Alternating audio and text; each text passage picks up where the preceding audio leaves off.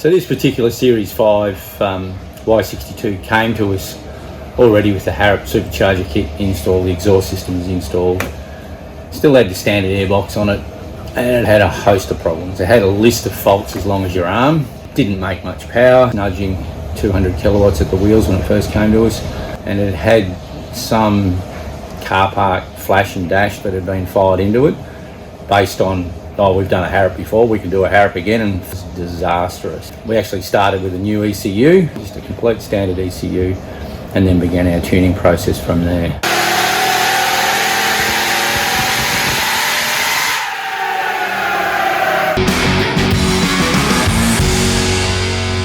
Okay, so this Y62 with a Harrop Supercharger come to us quite some time ago.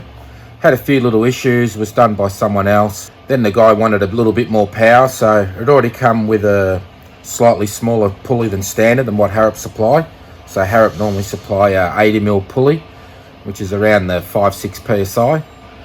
This one come with a 75mm pulley at about 7 psi, but had some fueling issues. They get a bit lean, and the standard high pressure fuel pump struggles a bit to keep up at that sort of boost level and at that power.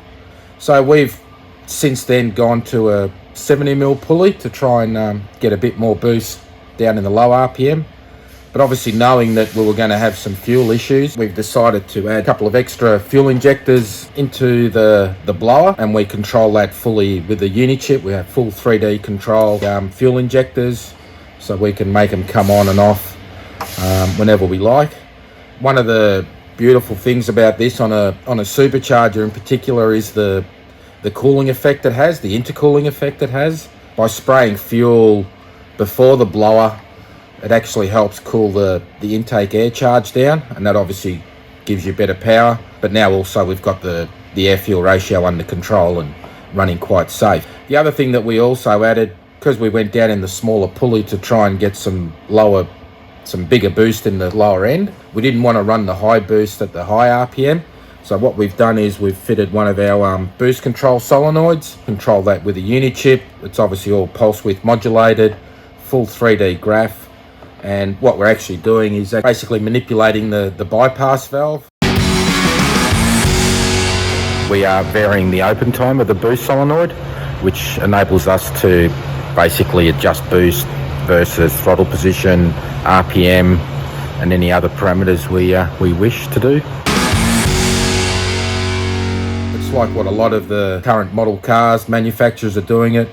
Holden do it, Ford do it in their factory supercharged vehicles. So we've sort of brought the Harrop kit and this particular setup into the 21st century, if you like, in the 2021, with full boost control on a supercharger, and also sorting out our fueling issues with adding extra injectors in it.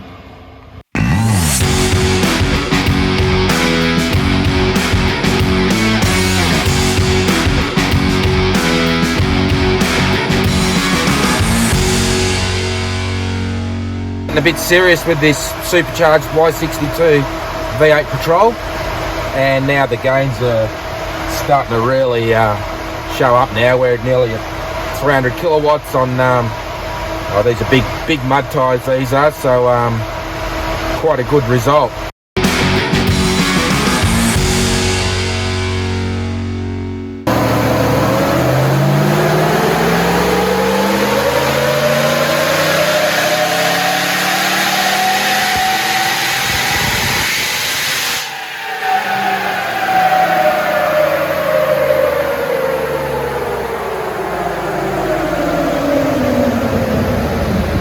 One of the issues we have with a lot of these modern cars going to direct injection is the availability of higher flowing injectors. You know, not like previous model cars with normal standard fuel injection. There's a huge amounts of aftermarket injectors available from them, from, you know, all the way up to 1100, 2000 cc, you know, to make some really big power.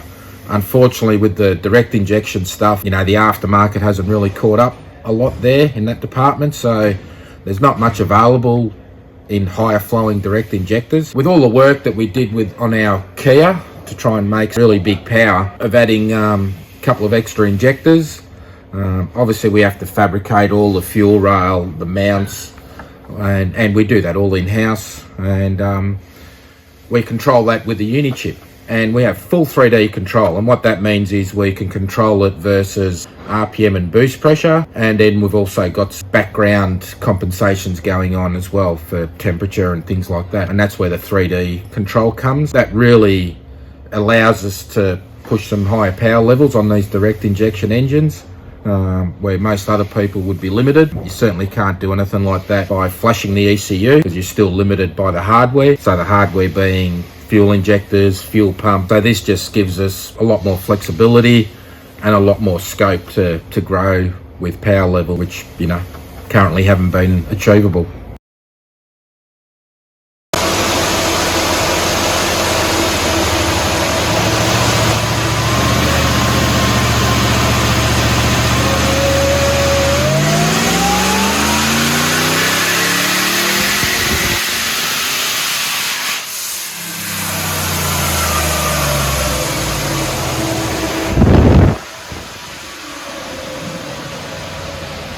That's insane! Nearly 400 kilowatts in the wheels! 5 map capabilities, which on these Y62 Patrols we generally set up for 98 octane fuel, 95, 91 octane fuel. So if people are touring in the outback and, you know, can only get 91 fuel, it's just a matter of switching maps and selecting that tune. So one of the beautiful things we've obviously this thing being supercharged, and now we've implemented the boost control with it. When we do switch to the 91 octane fuel map, we can also lower the boost levels quite considerably to obviously keep the engine nice and safe and reliable. So we're modulating the bypass valve on the front of the supercharger. And people go, you can't do boost control on a supercharger. Well, guess what? We've been doing it 20 years and you can do it. With the UniX software, we've got a 3-dimensional boost control map, and we're modulating the bypass valve. So we open it to drop the boost off and close it to keep the boost up.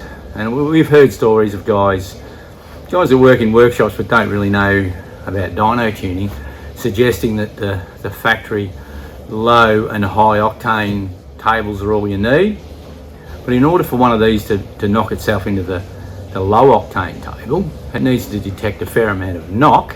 So pour fuel in it, get a fair amount of knock or pinging or whatever you want to call it, and then it bumps itself into the low octane table. I'm not sure about you, but if this was my car, I wouldn't want it banging into the knock protection to force itself into the low octane. Our solution is, you know you can't get the right fuel, you know you can't get good quality fuel, you put 91 in it, flip it onto the 91 map, we've pulled the boost back by 5 psi, pulled the ignition timing back the right amount, smarter, safer, better longevity for your car.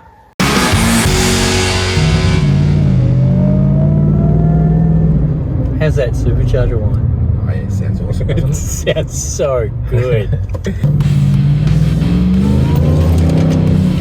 Wow. It's like, even though it's so big, it's got such big tyres and everything on it, the thing just feels like it accelerates so fast. Yeah, it's got a pretty instant torque curve. The beauty thing is, like, obviously changing the pulley on it, it weren't so much after the boost in the top end, it was more trying to get the boost in the lower RPM. Because even though it's supercharged, you expect full boost instantly. Yeah. But these things still, the boost builds as you go up in the RPM. They might start off at like 5 pounds and go to 8 or 9. So they're not a flat boost curve. So obviously by us going a bit smaller in the pulley than what you normally would, and then using the Unichip to control the boost at the top end, we're able to get a fairly flat boost curve and get more down low, which is where we're really chasing it, rather than at 6,000 RPM, because after all it is a 4-wheel drive, not a Formula 1. So you want some good torque for off-roading and towing. Yeah, definitely quite responsive, that's for sure.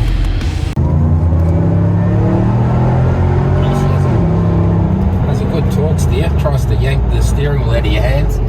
You got to make sure you're hanging on tight, otherwise Could end up doing a Mustang and taking out a few pedestrians.